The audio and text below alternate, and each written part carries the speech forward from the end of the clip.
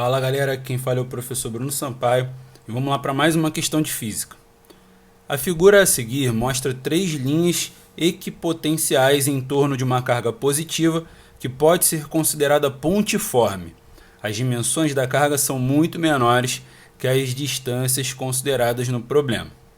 O trabalho realizado por uma força externa ao deslocar com velocidade constante a carga de prova de 1 vezes 10 elevado a menos 6 coulomb, de A até C, através do caminho indicado ABC em joule e nós temos 5 alternativas aí para representar o trabalho dessa força externa.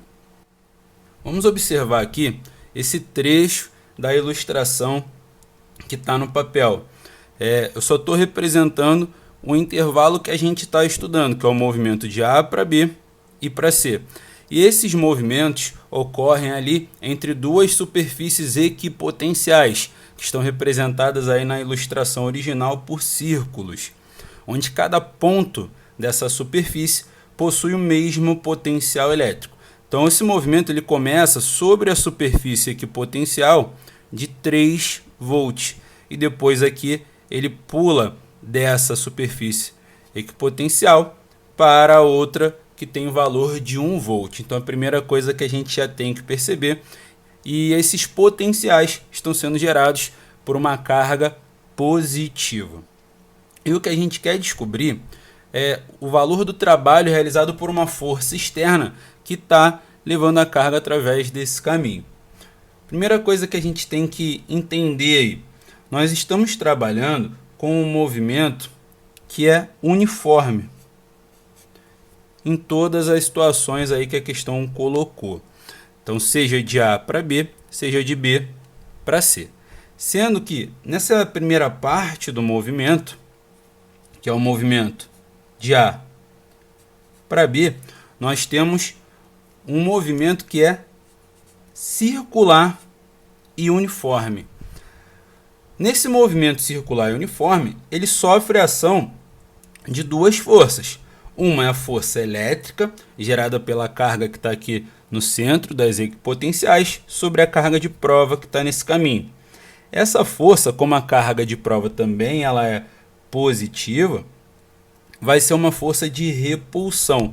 Então vamos imaginar, por exemplo, um momento em que essa carguinha esteja aqui.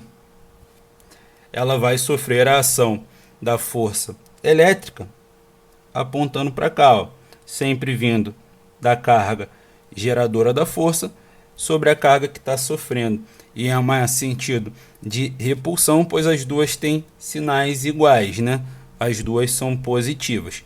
Então aqui estaria mais ou menos a força elétrica.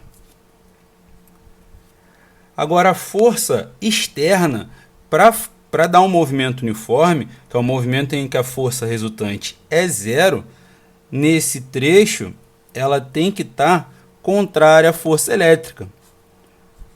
Por quê? Porque só assim a força resultante é zero e o movimento será uniforme. Então, se você reparar nesse primeiro trecho aqui, o que nós temos? Nós temos duas forças que atuam nessa carga que está em movimento, porém, essas forças não atuam na mesma direção do movimento. Então, tanto a força elétrica quanto essa força externa não realizarão o trabalho. Mas a gente está avaliando primeiro, né, a força externa. A força elétrica é algo a mais ali que a gente precisa estudar, mas não é o que a questão pediu.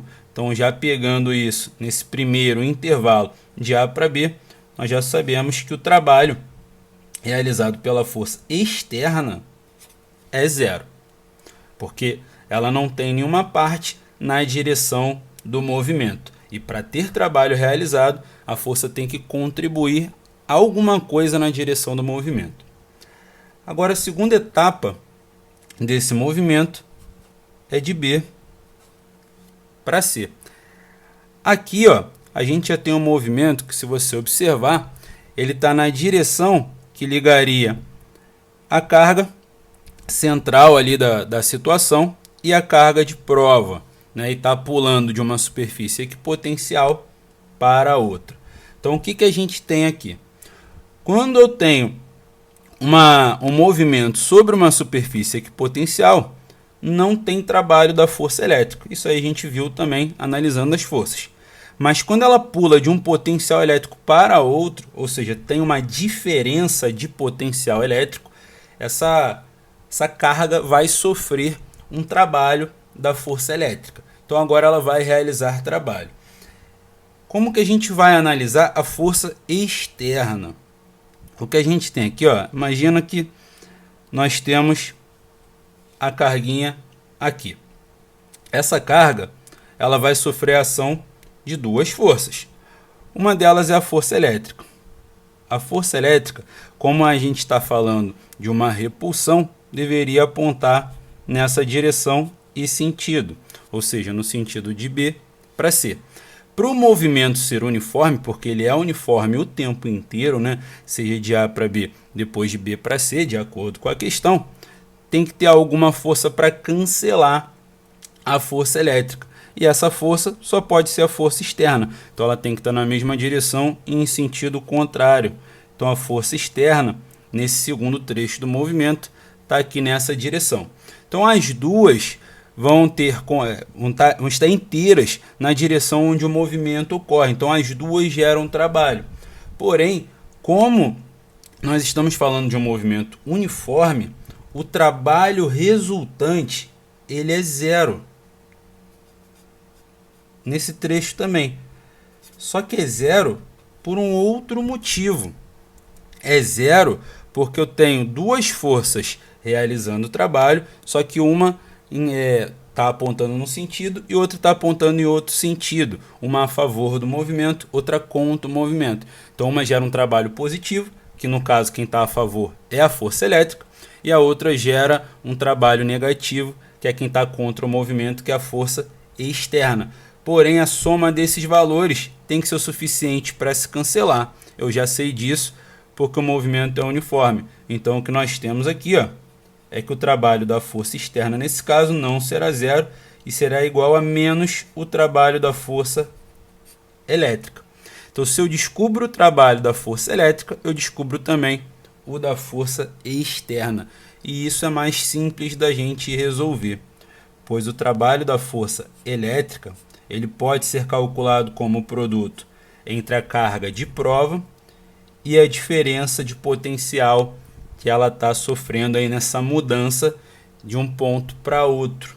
E no caso aí, essa diferença de potencial, ela se dá entre os potenciais do ponto B ou do A, né, porque eles estão na mesma superfície, e do ponto C, que é para onde ela está indo.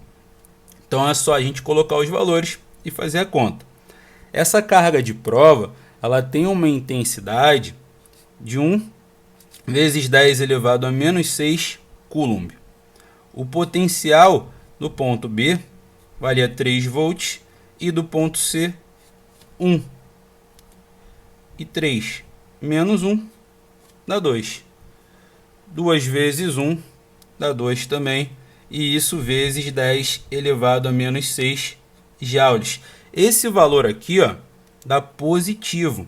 Porém, esse é o trabalho da força elétrica. Muito cuidado, porque existe essa alternativa para você marcar. Mas nós queremos calcular o trabalho da força externa, onde a força externa, pelo fato dela estar contra o deslocamento nesse intervalo, ela gera um trabalho negativo, e o que a gente já tinha avaliado, que para resultante dá zero, né? Esse trabalho tinha que ter o mesmo valor do trabalho da força elétrica, que a gente acabou de descobrir, que tem intensidade de 2 vezes 10 elevado a menos 6 joules. Então a resposta que você tinha que marcar está na letra C.